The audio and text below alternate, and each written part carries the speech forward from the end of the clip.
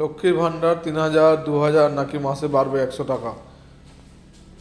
Skip না করে পুরো ভিডিওটি অবশ্যই দেখুন। চ্যানেলে নতুন হলে অবশ্যই চ্যানেলটিকে সাবস্ক্রাইব করে পাশে থাকা বেল আইকনের নোটিফিকেশনটি অন করে দিবেন এই ধরনের ভিডিও নোটিফিকেশন সবার আগে পাওয়ার জন্য।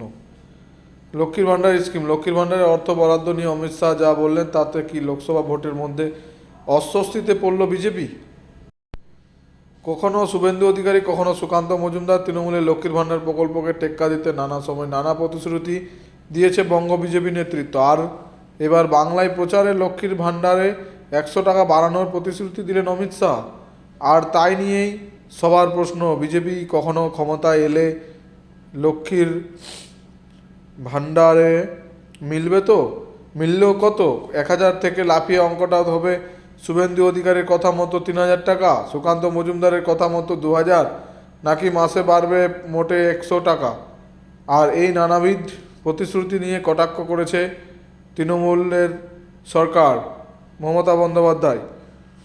কিছুদিন আগে লক্ষ্মীর ভান্ডারের টাকার পরিমাণ নিয়ে তৃণমূলকে কটাক্ষ করে গেছেন অসমের মুখ্যমন্ত্রীও। হিমন্ত বিশ্ব শর্মা বলেছিলেন, বাংলায় লক্ষ্মীর ভান্ডার চলে, 1,000 টাকা দেন মমতা বন্দ্যোপাধ্যায়। অসম ছোট রাজ্য, কিন্তু আমরা অসমে 1,250 টাকা করে প্রতি মাসে সকল মায়েদের জন্য কাছে পৌঁছে দিই। ছোট রাজ্য কিন্তু মোদিজির রাজ্য। মোদিজির রাজ্য হওয়ার কারণে সব ধরনের সুযোগ সুবিধা পাওয়া যায়। পশ্চিমবঙ্গে এই সব সুযোগ সুবিধা অসমের চেয়ে বেশি হওয়া উচিত, কারণ পশ্চিমবঙ্গ অনেক বড় রাজ্য, অসম ছোট রাজ্য, কিন্তু অসমের মানুষ বেশি টাকা পান লক্ষ্মীর ভান্ডারে।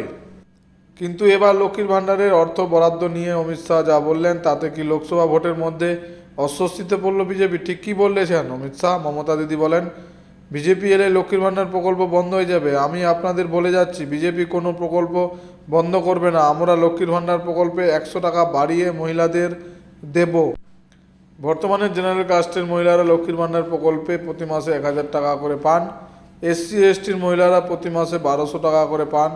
সেখান মাসে 100 টাকা বাড়িয়ে দেওয়ার কথা বলে বিজেপি বাংলার মহিলাদেরই অপমান করেছেন বলে মত প্রকাশ করেছেন রাজ্যের মন্ত্রী চন্দ্রিমা ভট্টাচার্য। বিশেষজ্ঞরা বলেন, গত বিধানসভা নির্বাচন থেকে পঞ্চায়েত ভোট তৃণমূলের ঝুলি ভরিয়ে দিয়েছিল এই প্রকল্প।